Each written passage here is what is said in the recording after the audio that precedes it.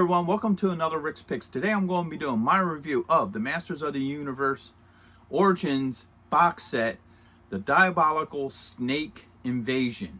So what I'm going to do is I'm going to take a look at the packaging first, then we're going to take a look at all the figures that come with it and all their accessories, and then I'm going to give you my thoughts on them. And also this week I'm going to be doing a review on the Skeletal Warrior, so check that video out as well. And if you like either of these videos, hit that thumbs up or that subscribe button. They're small clicks for you, but really help this channel grow. So without any further ado, let's get to the review.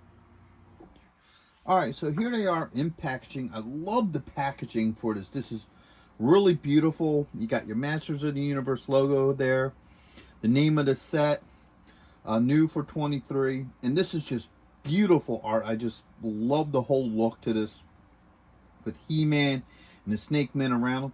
And as far as I'm aware of, I could be wrong, this is the first one that actually has a flip lid. So you have the same picture on top here. Okay, let's push it back a little bit so you can see that. All right, and now you have He-Man and all the different Snake Men. So you got He-Man in snake armor, you got Rattle Hood, Gorgon, and Nega.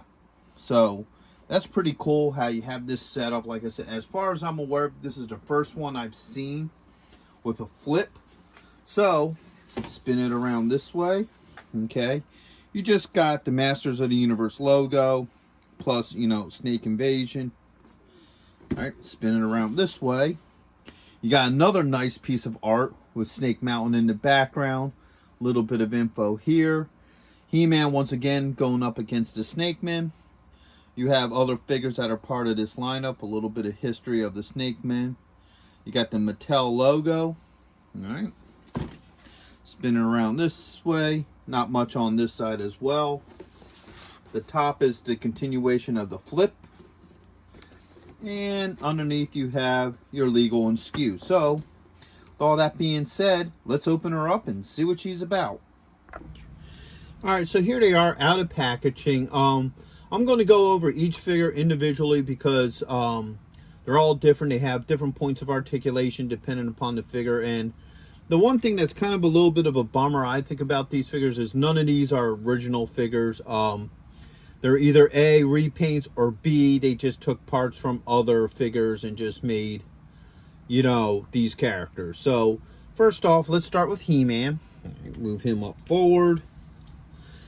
All right, let's give him the rotation. What he is he's a repaint from the card back He-Man. I think it came out like a couple months ago or whatever. Based off of the 2000X series, so he'll have the 2000X style weapons. The difference between this He-Man and the card back one was that everything was silver on that one. Like all this dark color, except for like this piece here. I think it was like a silver, red, and maybe another color. So I kind of like this look better. There's a little bit more color. It gives him a little bit more pop to how he has, you know, this darker, I guess it's like a black on the silver. So his points of articulation is his head does move. He has a shoulder joint, an elbow joint, and he has a wrist joint. All right. He does have a torso joint, a thigh joint, a knee joint. I think he has a swivel. Yeah, he does have a swivel at the top of the boot. And then he has an ankle joint. All right. So he comes with two accessories. He comes with the power sword. And once again, this is 2000X He-Man. So he has that style sword. And then he comes with this little claw here. Now, I think with the other He-Man, I think this was either a gold or an orange. I forget what color that was. So just like any of his other power swords, it fits really well in his hand. No issues with it either. You could go with that hand or this hand. All right, so the power sword fits well with both of them. And then he has a spot right here in the back. And it just sits in nicely. Okay. And then this claw fits right in here. And there you go. So, like I said, I like this paint job a little bit better than the other one. I kind of like how the colors look on this one, and that's just a personal preference. All right. So next on our list is Rattle Hood. Okay. So now he is a combination of body parts. So his body is from the Rattler figure, and then the head is from the exclusive hooded Cobra Khan figure. So, you know, once again, he's a combination of parts. All right, so let's give him the rotation. Oops. All right, he has a pretty neat color palette. I kind of like his color palette. You know, it's a cool look. All right. So his points of articulation is his head's on a ball joint. He has a shoulder joint, an elbow joint, and a wrist joint. Oops, put his arms up. He also has a torso joint, a thigh joint, a knee joint. All right. A swivel, and then he also has an ankle joint. All right. Now with him, he also has this rattle play feature, and his tail, you know, is kind of rubbery. You know, the neat thing about this, though, opposed to the original Rattler figure, is the factor that his hips actually move, so you can actually kind of get him into like a whipping position or something with the tail. Where with the original Rattler figure, because of the play feature with the neck, it couldn't, you know, do like the whip action. So I think that's kind of cool that you can at least have that feature to him. Now he comes with a couple of things. So first off, he comes with the standard, you know, Snakeman staff. He comes with an extension for his neck. And he also comes with, you know, acid fire. All right, so let's try the neck extension first. It comes off easy. All right, that pops on there. There we go. Move him back so you can see him with the neck on. Okay. Oops.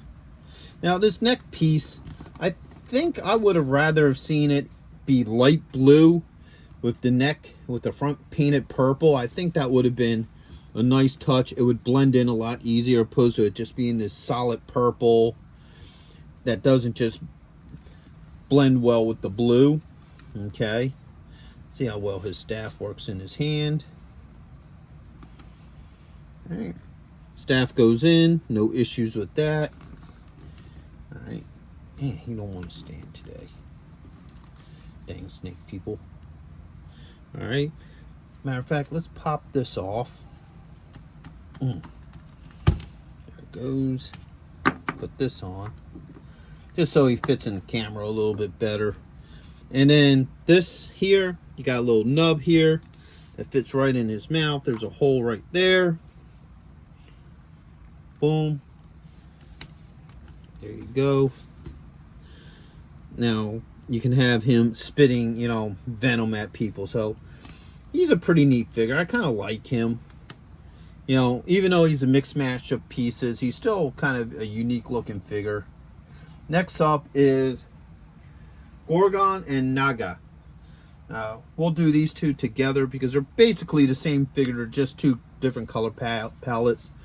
One's a greenish color palette, and then this one's a red.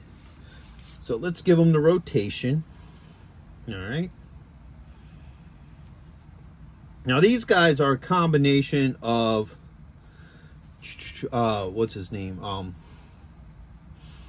Cobra Khan's body and Rattler's head. So basically these snake people are a combination between Cobra Khan and Rattler. So, you know, so that's that. All right. So his points of articulation, his head does move.